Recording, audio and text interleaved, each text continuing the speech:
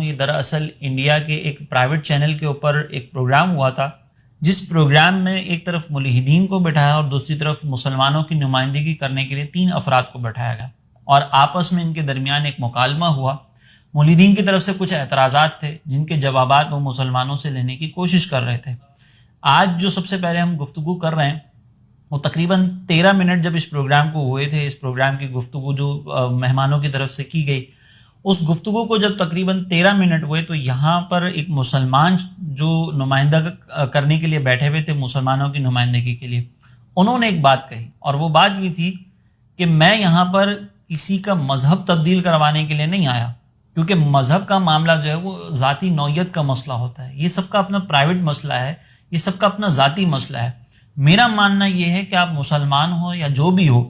آپ پہلے ایک اچھے انسان تو بنو۔ یہ جملہ اس شخص نے کہا۔ آپ کو اسی جملے سے اندازہ ہو گیا ہوگا کہ یہ جو مسلمانوں کی نمائندگی کرنے والا شخص ہے، یہ کس طرح کے نظریات اس پروگرام کے اندر پیش کر رہا ہے کہ مذہب جو ہے وہ انسان کا ذاتی مسئلہ ہے، اور یہ صرف اس شخص کا نظریہ نہیں ہے، یہ صرف اس شخص کی زبان سے نکلنے والا جملہ نہیں ہے، بلکہ کچھ دنوں پہلے ایک اور ویڈیو میں نے دیکھی تھی خاتون کی جو پاکستان کے میڈیا سے تعلق رکھتی ہیں، ان پر کسی نے پردے کی تنقید کی تھی یا ان کو کوئی شرم و حیا کی تلقین کی، تو انہوں نے بھی یہ جملہ کہا تھا کہ مذہب جو ہے یا اس پر عمل کرنا، کیا ہم عقیدہ رکھتے ہیں، یہ سارا انسان کا ایک پرسنل میٹر ہوتا ہے، اس کا ہمیں جو ہے نا وہ ایک دوسرے کے اوپر تنقید نہیں کرنی چاہیے، اس کا جو ہے نا وہ بہت پرائیویٹ مسئلہ ہوتا ہے، اس کے اوپر کسی سے قسم کی جو ہے وہ گفتگو نہیں کرنی چاہیے۔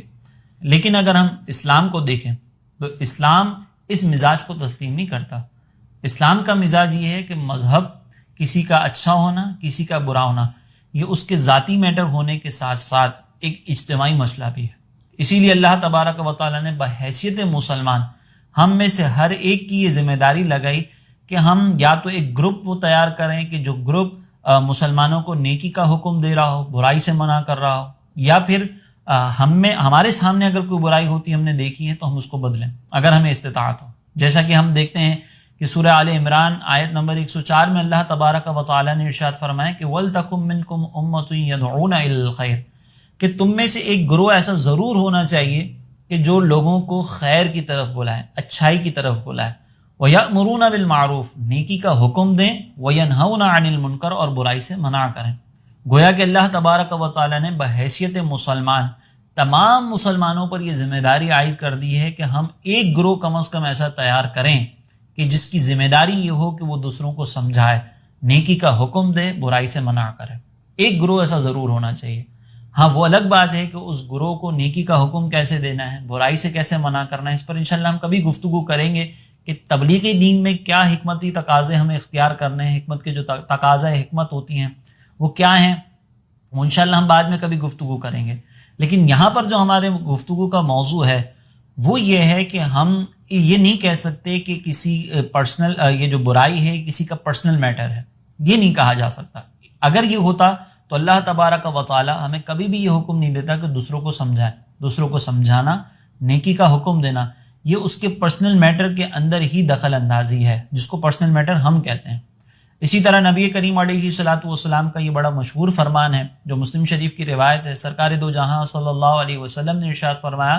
کہ من رأى منکم منکرا فلیغیر بیدہ، کہ تم میں سے اگر کوئی شخص کسی برائی کو ہوتا دیکھتا ہے تو اس کو ہاتھ سے بدل دے۔ فإن لم يستطع، اور اگر وہ ہاتھ سے بدلنے کی استطاعت نہیں رکھتا، جیسے ہاتھ سے بدلنا یہ حکمرانوں کی ذمہ داری ہے، وہ قوانین مرتب کریں، پھر جو نمائندے ہیں ان کے، جن کو ہم پولیس کہتے ہیں، جن کو ہم رینجرز کہتے ہیں، جو لا اینڈ آرڈر پر قائم کرنے کے لیے طاقت کا استعمال کرتے ہیں، ان کے لیے یہ حکم ہے کہ وہ برائی کو ختم کرنے کے لیے اپنی طاقت کا استعمال کریں۔ اور اسی طریقے سے والدین ہیں، وہ اپنی نابالغ اولاد کو سمجھاتے ہیں،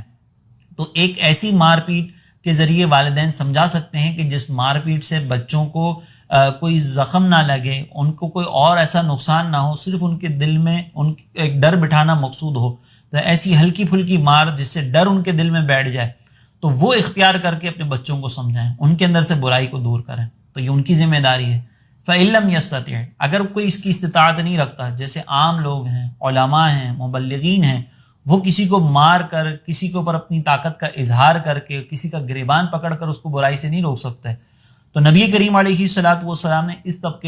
طبقے کے لیے فرمایا کہ فَإِن لَّمْ يَسْتَطِعْ، اگر تم ہاتھ سے بدلنے کی استطاعت نہیں رکھتے، اس درجے پر نہیں ہو، فَبِلِسَانِهِ، تو اپنی زبان سے دوسروں کو سمجھاؤ،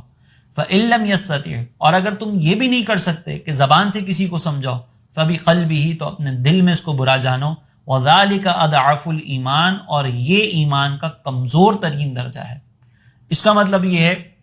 کہ سرکار دو جہاں صلی اللہ علیہ وسلم نے ہمیں واضح طور پر بیان کر دیا کہ اگر ہم کسی برائی کو ہوتا دیکھ رہے ہیں تو ہمیں اس کو اپنے ہاتھ سے بدلنا ہے۔ ایک اور بخاری شریف کی روایت ہے کہ سرکار علیہ الصلوۃ والسلام نے جس کے آخر میں یہ ارشاد فرمایا کہ برائی کو اگر تم اپنے دل میں بھی برا نہیں جان سکتے تو سرکار علیہ السلام نے فرمایا کہ پھر اس کے بعد جو ہے ذرہ برابر بھی ایمان تمہارے دل میں موجود نہیں ہے، یعنی اگر دل میں بھی کوئی برا نہیں جان رہا تو پھر وہ اپنے ایمان کو چیک کرے کہ اس کا ایمان کس حد تک کمزور ہو چکا ہے۔ تو اس لیے ہمیں جو ہے وہ برائی سے روکنا ہے، دوسروں کے پرسنل میٹر کے اندر دخل اندازی کرنی ہے۔